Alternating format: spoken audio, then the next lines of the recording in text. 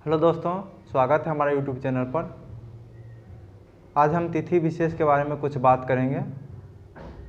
आज 23 सितंबर है और 23 सितंबर के दिन क्या क्या हुआ है आप देख सकते हैं कि इसी दिन क्या हुआ था कि 1908 में हमारे राष्ट्रीय कवि दिनकर जी का जन्म हुआ था सिमरिया गांव बेगूसराय में। और इसी दिन आज ही के दिन मनाया जाता है हाइफा दिवस। ये हाइफा दिवस जो है ये इजराइल का एक शहर है हाइफा, और उसी को क्या किया गया था, प्रथम विश्व युद्ध के दौरान भारतीय रेजिमेंट के सैनिक के द्वारा क्या किया गया था, तुर्की को हराया गया था। भले उस समय हम लोग गुलाम थे, लेकिन भारतीय सैन्य के विजय के दृष्टि से इस दिवस को मनाते हैं और प्रत्येक साल हमारे भारत में भी मनाया जाता है और इजराइल में भी मनाया जाता है। तो ये दिन इसके लिए भी महत्वपूर्ण है, यानी राष्ट्रकवि दिनकर जी के लिए भी महत्वपूर्ण है कि उनका जन्म तिथि 23 सितंबर 1908 को हुआ था। उसके बाद हाइफा दिवस भी 23 सितंबर को मनाया जाता है। लेकिन हम 23 सितंबर का जो दिन है, ये जो तिथि है, ये भूगोल का एक तिथि है। यानी आप कह सकते हैं, आप जब भी भूगोल विषय पढ़िएगा तो तापमान निर्धारण, पृथ्वी का तापमान कब कैसा रहेगा और पृथ्वी पर सूर्य का प्रकाश कब किस ओर रहेगा, तो यह तिथि उसके लिए महत्वपूर्ण है। इसलिए हम आज के तिथि के यानी 23 सितंबर को देखते हुए आज से हम ज्योग्राफी के क्लास को शुरू करते हैं। तो 23 सितंबर आप कह सकते हैं कि 21 मार्च और 23 सितंबर को क्या होता है कि सूर्य का किरण जो होता है वो ठीक विषुवत रेखा पर होता है। यानी इस दिन क्या होता है कि पृथ्वी के उत्तरी गोलार्ध और दक्षिणी गोलार्ध दोनों में क्या होता है कि इसका समय बराबर होता है। यानी 12 घंटा का दिन कह सकते हैं और 12 घंटा का रात कह सकते हैं। यानी उत्तरी गोलार्ध और दक्षिणी गोलार्ध में क्या होता है कि दिन और रात का जो बीच का समय है वो बराबर होता है। यानी 12 घंटा का दिन होगा तो 12 घंटा का रात भी होगा। तो ये दोनों बराबर होने के कारण इस तिथि को महत्वपूर्ण रखा जाता है 21 मार्च और 23 सितंबर को। तो हम मूल रूप से क्या देखेंगे, इस तिथि को ध्यान में रखते हुए हम अक्षांश और देशांतर की बात करेंगे कि पृथ्वी पर अक्षांश और देशांतर क्या है।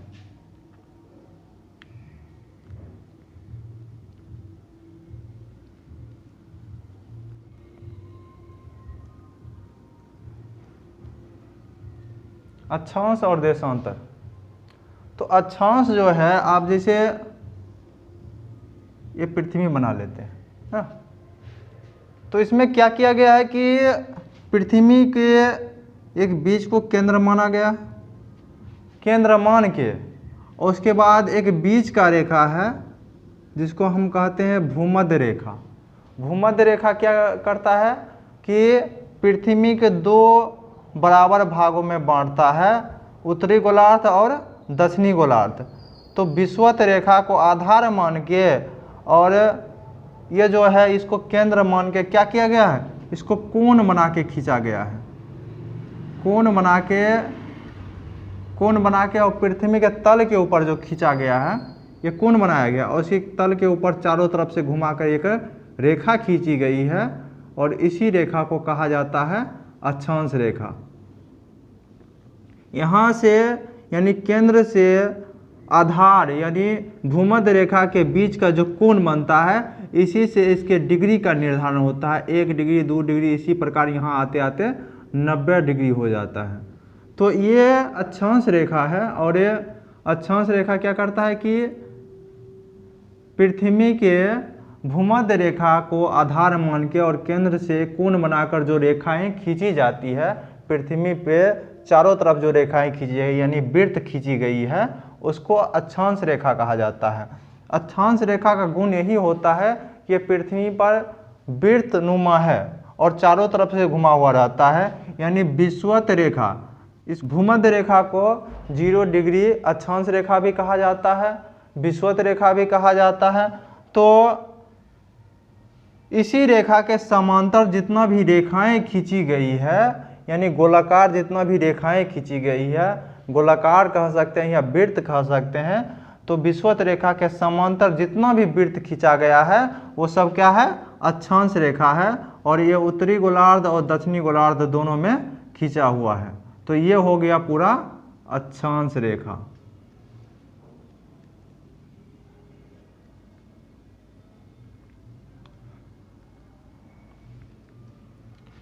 अक्षांश रेखा हो गया। तो इसमें भी कुछ ऐसे रेखा होते हैं जो महत्वपूर्ण होता है और उसके लिए ये तिथि भी महत्वपूर्ण है। तो हम देखते हैं वो कौन सा रेखा है जो इसके लिए महत्वपूर्ण है। तो हम अलग एक बना लेते हैं। ये हो गया विषुवत रेखा, ये हो गया यहाँ 23.5 डिग्री पर एक रेखा हम खींच लेते हैं और इधर भी 23.5 डिग्री पर एक रेखा खींच लेते हैं। आप एक बात को ध्यान रखिएगा कि 0 डिग्री के ऊपर में जो है ऊपरी भाग यानी उत्तर में जो भी है इसको नॉर्थ कहा जाता है, इसको साउथ कहा जा सकता है। तो ये उत्तरी हो गया और ये दक्षिणी हो गया। तो भूमध्य रेखा के ऊपरी भाग ना, ऊपर वाले जो उत्तरी भाग है उसको कहा जाता है उत्तरी गोलार्ध और नीचे वाला भाग को दक्षिणी गोलार्ध कहा जाता है। तो ये इसके 23.5 डिग्री पर एक रेखाएं खींची गई है जिसको कहा जाता है कर्क रेखा। इसको कहेंगे आप कर्क रेखा। और 23.5 डिग्री दक्षिण में जो रेखाएं खींची गई है उसको कहा जाता है मकर रेखा। आप इस प्रश्न उठता होगा कि ये 23.5 डिग्री पर ही क्यों खींचा गया, 24 डिग्री खींचा जा सकता था, 22 डिग्री खींचा जा सकता था, 23.5 डिग्री पर ही क्यों खींचा गया है, ये प्रश्न पहला उठता है। तो 23.5 डिग्री पर इसलिए खींचा गया है क्योंकि सूर्य का जो किरण होता है लंबवत यहीं तक पहुंचता है और यहाँ तक पहुँचने का एक ही कारण है कि पृथ्वी का झुकाव जो है वो 23.5 डिग्री, अपने अक्ष से पृथ्वी का झुकाव कितना है 23.5 डिग्री। तो 23.5 डिग्री झुकाव होने के कारण क्या होता है, सूर्य का जो किरण पड़ती है लंबवत किरण यहीं तक पहुंच पाती है, यानी मकर रेखा तक और कर्क रेखा तक। तो इसलिए यह दिन महत्वपूर्ण हो जाता है। और कर्क रेखा पर जब सूर्य के किरण लंबवत पड़ता है तो वह दिन होता है 21 जून। और मकर रेखा पर जब सूर्य का लंबवत किरण पड़ता है तो 22 दिसंबर होता है। तो 22 दिसंबर और 21 जून पर क्या होता है, 21 जून को कर्क रेखा पर पड़ेगा, कर्क रेखा उत्तरी गोलार्ध में पड़ता है, और 22 दिसंबर को दक्षिणी गोलार्ध में लंबवत किरण पड़ती है मकर रेखा पर, वो 22 दिसंबर को ऐसा होता है। तब क्या होगा, अब दिन रात में क्या फर्क होगा कि 21 जून के जब क्या होता है कि कर्क रेखा पर सूर्य का लंबवत किरण पड़ता है तो क्या होता है कि उत्तरी गोलार्ध में बड़ा दिन होता है और छोटी रात होती है।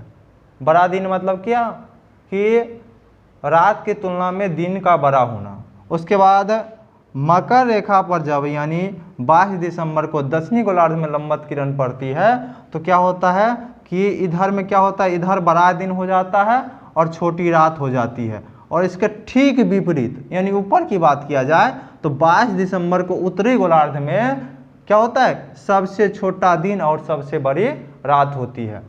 तो आप लिख सकते हैं कि 21 जून को उत्तरी गोलार्ध में क्या होता है, उत्तरी गोलार्ध में होता है सबसे बड़ा दिन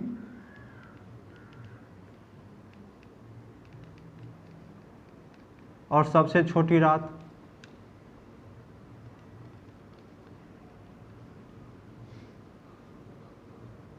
यानी वर्ष भर के सबसे बड़ा दिन जो होगा उत्तरी गोलार्ध में वो 21 जून को होगा और सबसे छोटी रात होगी वर्ष भर का उत्तरी गोलार्ध में, वो भी 21 जून को होगा। और 21 जून के ही दिन दक्षिणी गोलार्ध में क्या होता है, दक्षिणी गोलार्ध की बात किया जाए तो इसी दिन क्या होता है कि दक्षिणी गोलार्ध में सबसे बड़ी रातें होती है, सबसे बड़ी रातें और सबसे छोटा दिन।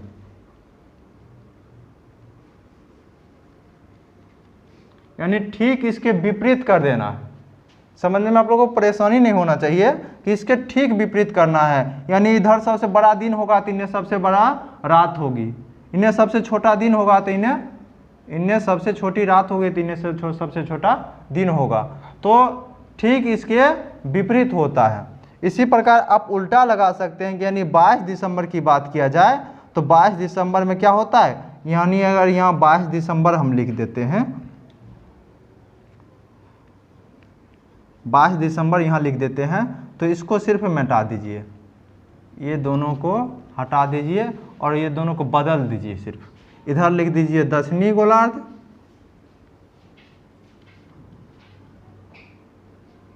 और इधर लिख दीजिए उत्तरी गोलार्ध। यानी 22 दिसंबर के दिन दक्षिणी गोलार्ध में क्या होता है, सबसे बड़ा दिन होता है और सबसे छोटी रातें होती है। और 22 दिसंबर के दिन ही उत्तरी गोलार्ध में क्या होता है, सबसे बड़ी रातें और सबसे छोटा दिन होता है। तो आप देखिएगा ठंडी के दिन आ जाता है, 22 दिसंबर को ठंडी का दिन हो जाता है और उसी दिन क्या होता है कि उत्तरी गोलार्ध में सबसे बड़ी रातें होती है और सबसे छोटा दिन होता है।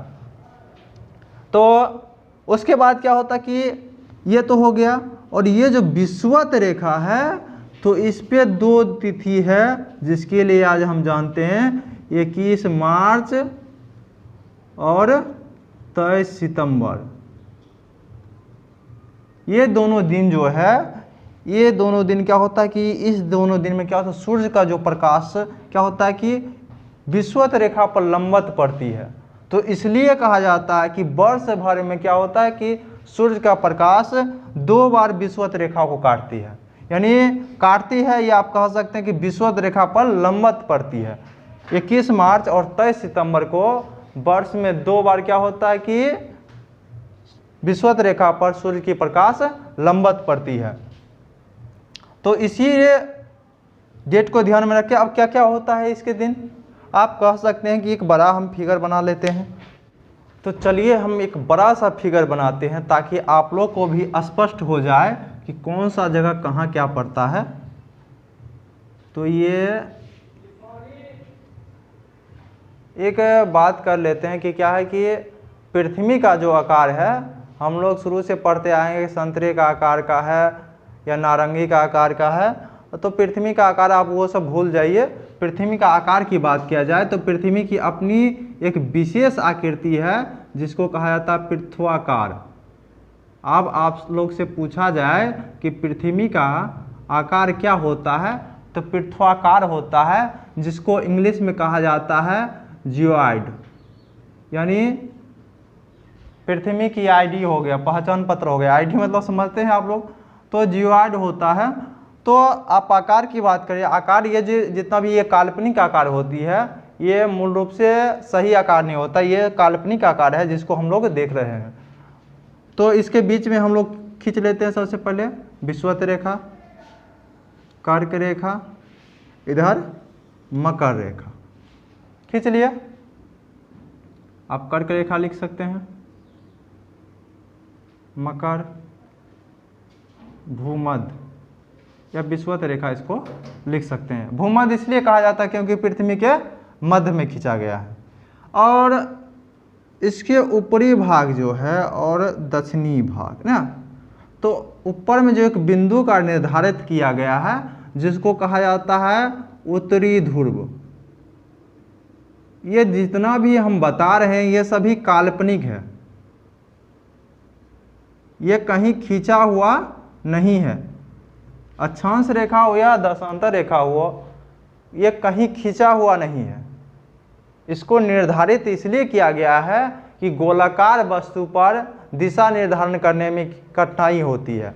जैसे आपको किसी गोलाकार घर में प्रवेश कर मिल जाता है, आपको कहा जाए कि आप पूर्व की दिशा की ओर चले जाइए या पश्चिम की ओर चले जाइए, और दरवाज़ा सही से बंद कर दिया जाए, थोड़ी देर के बाद आप पता नहीं कर पाएंगे कि कौन सा दिशा किधर है। उसके बाद आपको बायां मुड़ने के लिए कहा जाए या दायां मुड़ने के लिए कहा जाए, उससे कोई फर्क नहीं पड़ने वाला है, क्योंकि आपको दिशा का ज्ञान नहीं होगा। तो गोलाकार वस्तु में दिशा का निर्धारण करने के लिए क्या किया गया है कि अक्षांश और देशांतर रेखाएं खींची गई है। आपको यह भी मालूम होना चाहिए कि जीपीएस सिस्टम जो चलता है आजकल, जिस पे लोकेशन ट्रेस किया जाता है, वो भी इसी के माध्यम से चलता है। इसकी ज़रूरत क्यों पड़ी? आप कोलंबस का नाम सुने होंगे। कोलंबस नाम सुने? कोलंबस कहाँ पहुँचे था बेचारा? बेचारा का दिशा मालूम ही नहीं था कि कहाँ पहुँचना है। ये क्या किया कि ये भारत को खोज करने के लिए निकला था वहाँ से। वहाँ के व्यापारिक कंपनी के द्वारा ऐसा कहा गया कि आप भारत को जाकर खोजिए। तो 1492 में इनके द्वारा क्या किया गया कि भारत की खोज करने के लिए निकला गया, लेकिन दिशा का ज्ञान नहीं होने के कारण ये ईस्ट इंडिया नहीं पहुंच पाया। यानी भारत पहुंचना था इसको, ये पहुंच नहीं पाया। और जो अभी उत्तरी अमेरिका और दक्षिणी अमेरिका पर जितना बड़ा द्वीप समूह है, वहाँ जाके पहुँचता है। और वहाँ के आदमी को इन्होंने कह दिया कि ये इंडिया पहुँच गए हैं, और वहाँ के आदमी को इंडियन कह दिया, जिसको अभी वेस्ट इंडीज़ के नाम से जाना जाता है। तो वेस्ट इंडीज़ मूल रूप से द्वीप का समूह है। कभी आप लोग जितना भी देखिएगा, उत्तरी अमेरिका महाद्वीप और दक्षिणी अमेरिका महाद्वीप के बीच का जितना भी छोटा छोटा सा द्वीप है, अधिकतर द्वीप क्या होता है, कैरिबियाई समूह का हिस्सा है, जिसको कहा जाता है वेस्ट इंडीज। तो वेस्ट इंडीज का खोज किसने किया था?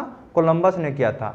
इसलिए उन्होंने वो दिशा से भटक गए, क्योंकि उनके पास ये मालूम नहीं था कि किस दिशा की ओर जाना है। तो दिशा निर्धारण करने के लिए क्या किया गया है कि अक्षांश और देशांतर रेखाएं काल्पनिक रेखा है, और इसको ग्लोब पे खींचा गया है। यानी मूल रूप से नक्शा पर खींचा जाता है। पृथ्वी पर ये रेखा कहीं भी खींचा हुआ नहीं है। तो हम लोग देखते हैं कि उत्तरी ध्रुव इसको माना गया, ऊपर वाला भाग को, और नीचे वाला भाग को दक्षिणी ध्रुव माना गया। तो उत्तरी ध्रुव और दक्षिणी ध्रुव के मिलाने वाली एक काल्पनिक रेखा है। यानी केंद्र से होकर उत्तरी ध्रुव और दक्षिणी ध्रुव को जो रेखाएं मिलाती है, उसको कहा जाता है अक्ष। यानी उत्तरी ध्रुव से दक्षिणी ध्रुव की जो रेखाएं मिलाती है, उसको अक्ष कहा जाता है। तो इसलिए कहा जाता है कि पृथ्वी अपने अक्ष पर, अक्ष जो सीधा होना चाहिए, अपने अक्ष जो सीधा है उससे 23.5 डिग्री झुका हुआ है। पृथ्वी अपने अक्ष से 23.5 डिग्री झुका हुआ है। अगर आधार से बात किया जाए तो आधार से 66.5 डिग्री झुका हुआ होगा। तो आपको यह प्रश्न पूछा जा सकता है, कहीं हो सकता है कि पृथ्वी अपने आधार से कितना डिग्री झुका हुआ है, अपने आधार पर कितना डिग्री झुका हुआ है, और वहाँ 23.5 डिग्री ऑप्शन दे दिया। तो आप लोग हमें मालूम है कि आप लोग इतना रट लिए हैं 23.5 डिग्री, तो आप 23.5 डिग्री ही आंसर लेकर आएंगे। तो 23.5 डिग्री जो है वो अपने अक्ष पे झुका हुआ है, लेकिन 66.5 डिग्री अपने आधार पे झुका हुआ है, जो उसका पथ है, यानी जिस पथ पे वो गमन करती है पृथ्वी, उससे 66.5 डिग्री झुका हुआ है। यह आपको प्रश्न में रह सकता है कि पृथ्वी कितना डिग्री झुका हुआ है। ऑप्शन नहीं दिया गया कि अक्ष से कहा गया या आधार से कहा गया।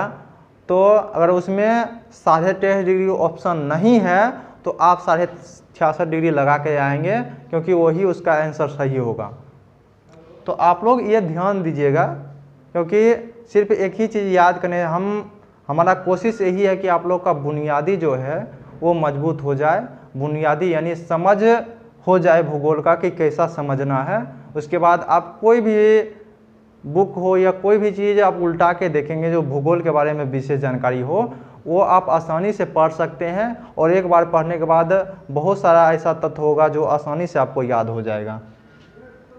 तो कर्क रेखा हो गया, मकर रेखा हो गया, उत्तरी ध्रुव हो गया, दक्षिणी ध्रुव हो गया। यहाँ जो एक आरो रेखा खींचा जाता है 66.5 डिग्री पर, डिग्री पर जो खींचा जाता है जिसको कहा जाता है आर्कटिक वृत्त। 66.5 डिग्री पर जो एक रेखा खींची जाती है उसको क्या कहा जाता है? आर्कटिक वृत्त। और 66.5 डिग्री जो दक्षिण में खींची जाती है ये उत्तरी हो गया। उत्तरी में आर्कटिक कहा जाता है और नीचे वाला कहा जाता है अंटार्कटिक।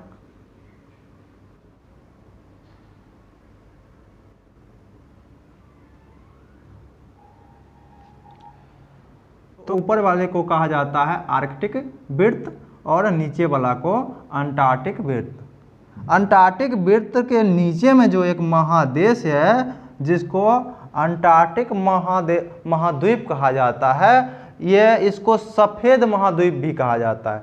सफ़ेद महाद्वीप इसलिए कहा जाता है क्योंकि यहाँ सिर्फ बर्फ़ ही बर्फ़ है और इतना ज़्यादा बर्फ़ है कि सफ़ेद पूरी तरह से सफ़ेद लगेगा, बर्फ़ सफ़ेद लगता है पूरी तरह से, और यहाँ कोई भी व्यक्ति का निवास नहीं है। तो ये मानवहीन है, यानी यहाँ जनसंख्या, मानव की जनसंख्या नहीं पाई जाती है। और ये सफ़ेद, आप इसको मरुस्थल भी कह सकते हैं, सफ़ेद मरुस्थल है ये।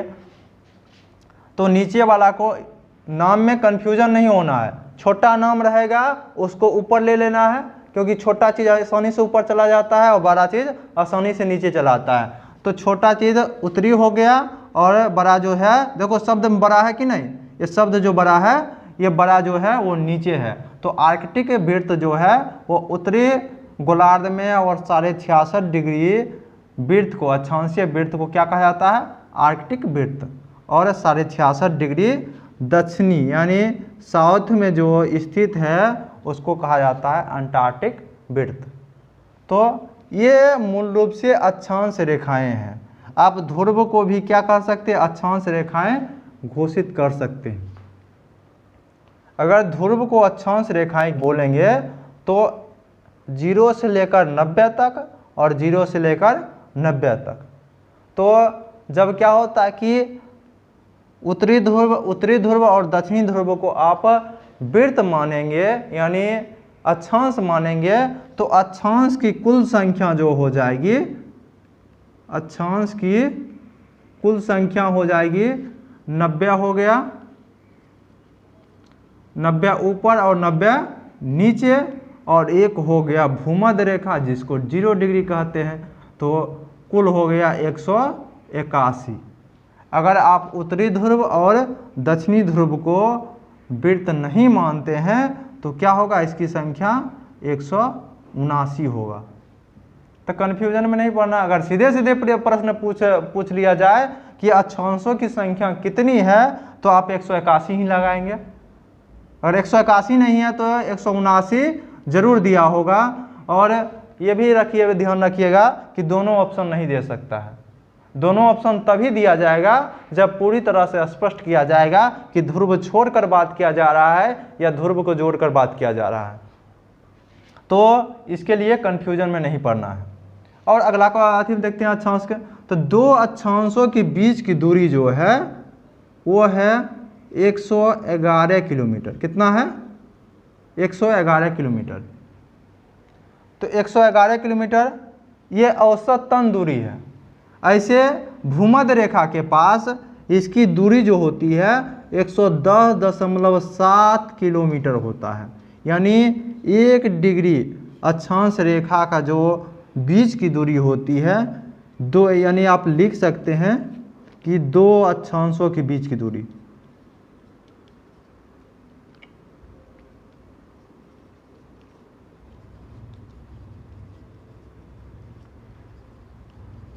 बीच की दूरी मूल रूप से औसतन 111 किलोमीटर होती है। और यहाँ भूमध्य रेखा की बात किया जाए, यानी भूमध्य रेखा के पास की बात किया जाए तो इसकी दूरी होती है 110.7। और ध्रुव की तरफ जाते जाते क्या होता है, इसका दूरी बढ़ने लगता है और यहाँ पहुँच जाता है 111.6 किलोमीटर के लगभग पहुँच जाता है। तो इसको मूल रूप से याद नहीं करना है, 111 ही याद करके रखना है। आपको हम बता देते हैं कि कैसे ध्रुव की ओर जाने के बाद कैसे क्या होता है कि अक्षांश रेखाओं के बीच में दूरी बढ़ जाती है। जैसे आप सीधा है ये, यहाँ आप रेखा खींच सकते हैं। रेखा खींचने के बाद अगर इसको मोड़ा जाएगा तो क्या होगा, इसके बीच की दूरी बढ़ जाएगी, क्योंकि मुड़ाव के कारण क्या होता है कि फैलाव होता है। मुड़ाव जैसे ही होगा तैसे ही क्या होगा, इसमें फैलाव होते जाता है, इसलिए थोड़ी सी दूरी बढ़ जाती है। लेकिन वो नॉर्मल सी बात है। लेकिन ऐसे जो है अक्षांश रेखा को समांतर रेखा भी कहा जाता है। समांतर रेखा इसलिए कहा जाता है कि दो अक्षांश रेखाओं के बीच की दूरी हमेशा बराबर होती है। और आप गणित में पढ़े होंगे कि जब क्या होता है कि दो रेखाएं जब बराबर समांतर चलती है, यानी बराबर चलती है, तो उसी को समांतर रेखा कहा जाता है। तो दो अक्षांश रेखाएं हमेशा समांतर होती है। अब क्या होता है कि पृथ्वी पर सबसे बड़ा अक्षांश रेखा कौन सा होगा, जो बीच वाला होगा। आप आराम से देख सकते हैं, जो बीच वाला होगा क्या होगा, वो सबसे बड़ा होगा। यानी पृथ्वी पर सबसे बड़ा जो अक्षांश रेखाएं हैं वो कौन सा रेखा है, भूमध्य रेखा है। और जैसे जैसे हम ध्रुव की ओर बढ़ेंगे अक्षांश वृत्त में क्या होगा, कमी आते जाएगी, यानी उसकी लंबाई घटते जाएगी। और दक्षिण ध्रुव की ओर भी जाएंगे तो उसी तरह कम हो जाएगा। तो अक्षांश रेखा में एक ही रेखा ऐसा है, यानी भूमध्य रेखा, जिसको बृहद वृत्त कहा जाता है। और बृहद वृत्त क्या होता है, इसको इंग्लिश में कहा जाता है ग्रेट सर्कल। तो ग्रेट सर्कल क्या होता है कि जो ऐसी रेखाएं जो क्या करे कि पृथ्वी के दो भागों में बांट दे, वो क्या कहलाएगा, बृहद वृत्त। और इसको इंग्लिश में ग्रेट सर्कल कहा जाता है। तो ये भूमध्य रेखा ही क्या करता है कि पृथ्वी के दो भागों में बांटता है, बाकी सब कोई नहीं बांटेगा। यहाँ से काटेगा तो नीचे वाला बड़ा हो जाएगा। कोई भी ऐसा रेखा नहीं होगा जो क्या करे, इसको दो भागों में बांटा जाएगा। अक्षांश रेखा की बात किया जाए तो अक्षांश रेखा में एक ही ऐसा वृत्त होता है जो क्या होता है कि पृथ्वी को दो भागों में बांटता है, जिसको जो क्या है भूमध्य रेखा, 0 डिग्री अक्षांश कह सकते हैं या विषुवत रेखा कह सकते हैं। दो अक्षांश रेखा जैसे हो गया, तो दो अक्षांश रेखाओं के बीच का जो स्थान है इसको कटिबंध कहा जाता है। आप लोग उष्ण कटिबंध पढ़िएगा, शीत कटिबंध पढ़िएगा, तो कटिबंध का निर्धारण भी क्या होता है, अक्षांश रेखाओं के माध्यम से होता है।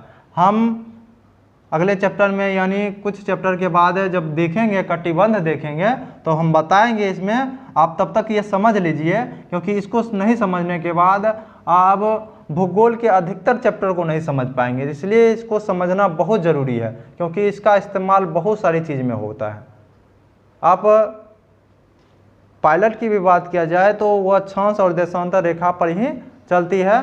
हम जल्दी ही चर्चा करेंगे उसका कि कैसे जहाज की दूरी तय किया जाता है अक्षांश और देशांतर के माध्यम से।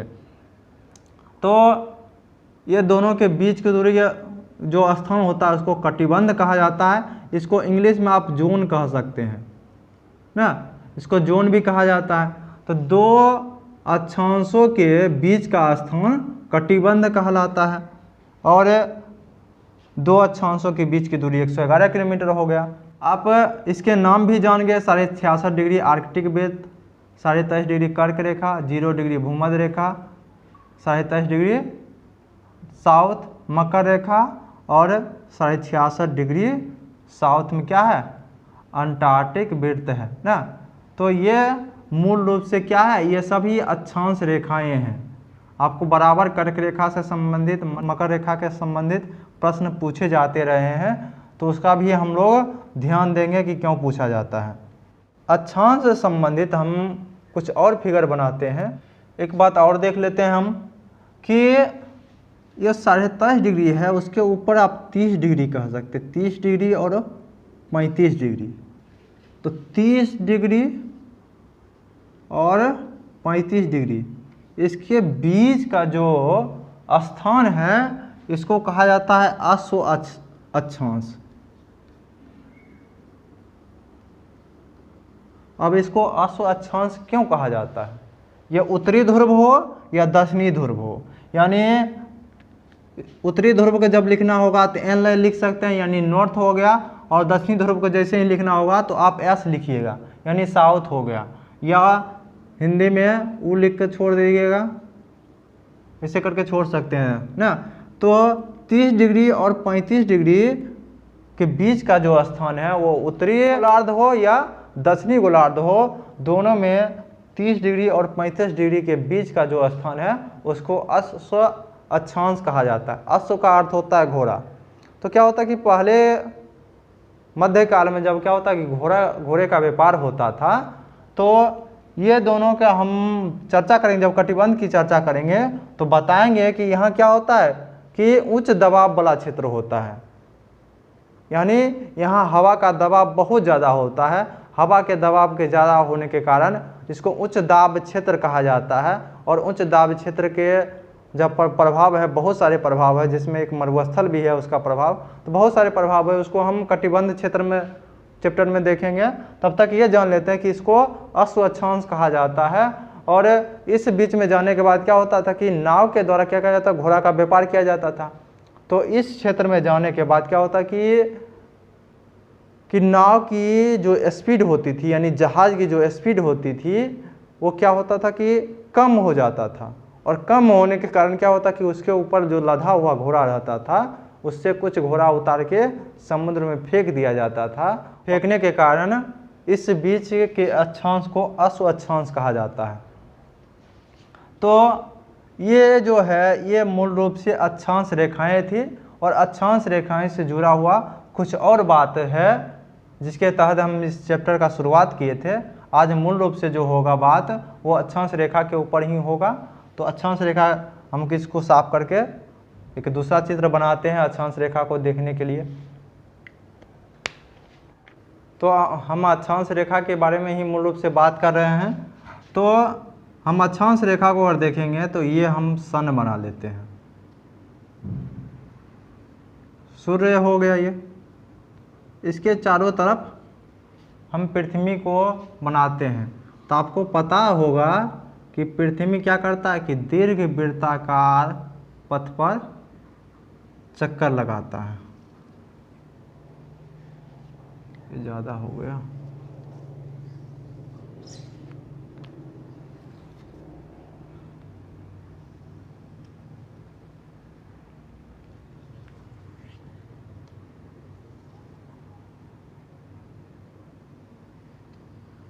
अब बहुत सारे किताब में देखे होंगे कि क्या किया जाता है कि लंबवत किरण को दिखाने के लिए, यानी कहा जाता है कि पृथ्वी पर तिरछी किरण पड़ती है, पृथ्वी पर लंबवत किरण पड़ती है।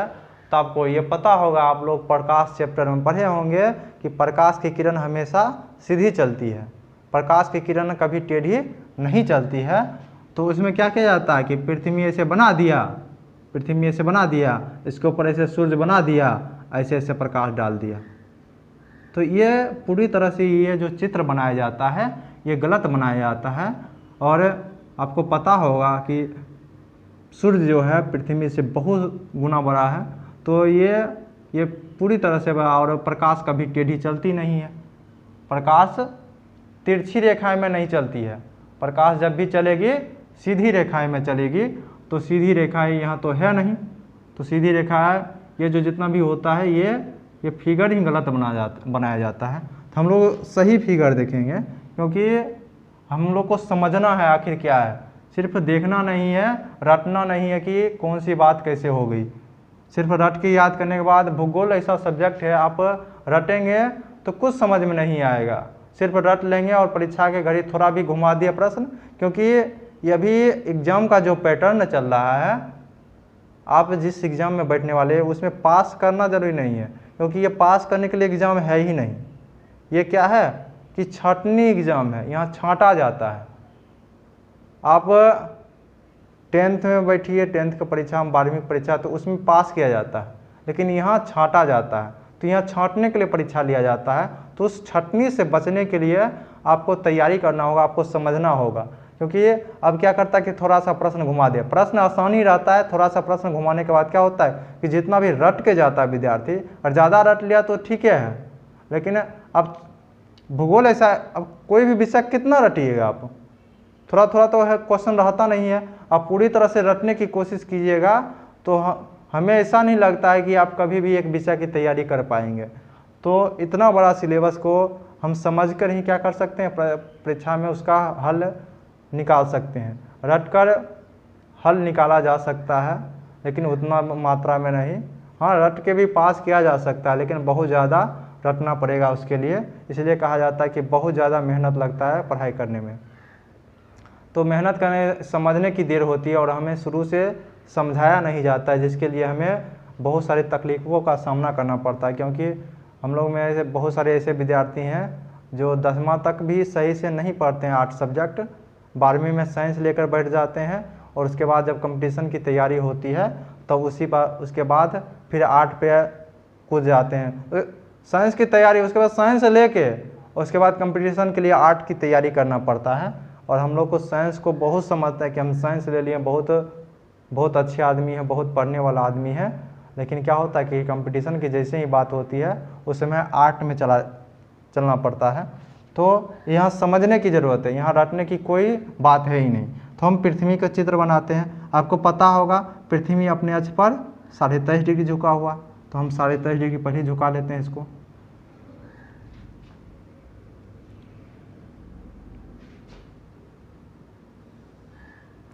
आपको ये भी पता होगा कि पृथ्वी ऐसे ऐसे नहीं होगा, कभी ऐसे हो जाएगा कभी ऐसे होगा, ऐसा बात नहीं है। पृथ्वी जब भी चलेगा तो ऐसे ही चलेगा, ऐसे चारों तरफ घूमेगा। ऐसे ही क्या करता है कि जैसे बीच में सूर्य मान लेते हैं तो पृथ्वी ऐसे झुका हुआ है तो ऐसे ऐसे चारों तरफ घूमेगा, इसके चारों तरफ ऐसे ऐसे राउंड करेगा। ये उसका अक्ष वैसा ही रहेगा, 23.5 डिग्री झुका हुआ है तो ऐसा ही रहता है। तो अब हम पृथ्वी बनाते हैं इस पर।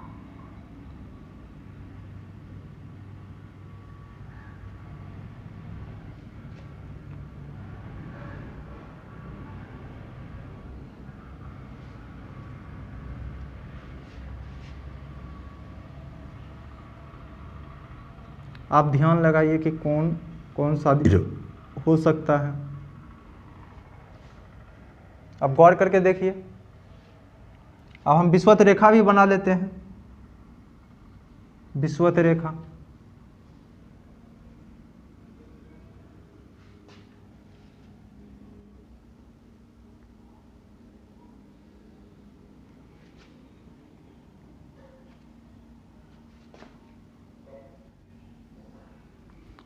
चलिए हमने विषुवत रेखा भी बना लिया। आप देखेंगे, गौर करके देखिए कि ये दिन जो है और ये दिन आपको निर्धारित अगर करना हो, सबसे पहले इसको निर्धारित कर लेते हैं। ये दोनों दिन को निर्धारित करने के बाद क्या होता है, आपको आसानी हो जाएगा।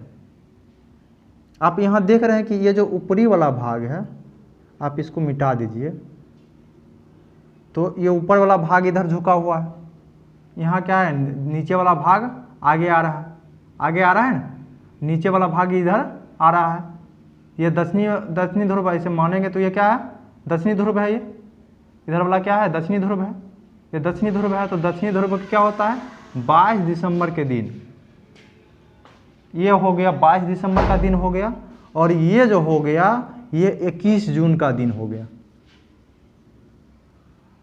ये 21 जून का दिन और ये 22 दिसंबर का दिन हो गया। आप आसानी से आप निर्धारित कर सकते हैं ये कौन सा होगा, ऐसे घूम रहा है तो ये हो जाएगा 21 मार्च। और ये हो गया 23 सितंबर का दिन। तो ये 4 तिथि है। और आप देख सकते हैं कि इसका जब भी रेखा पड़ेगा तो यहाँ विषुवत रेखा पर ही जाएगा, यानी पूरी पृथ्वी पर, पृथ्वी के दोनों भाग पर बराबर पड़ेगा।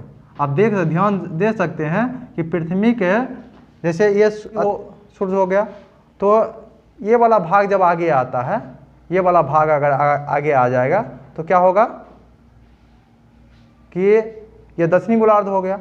जब क्या होता है कि ऐसे ही घूम के देखिए आप, यहाँ जब ऐसे ये वाला भाग ऐसे आ गया तो ये पूरे भाग पे पड़ेगा।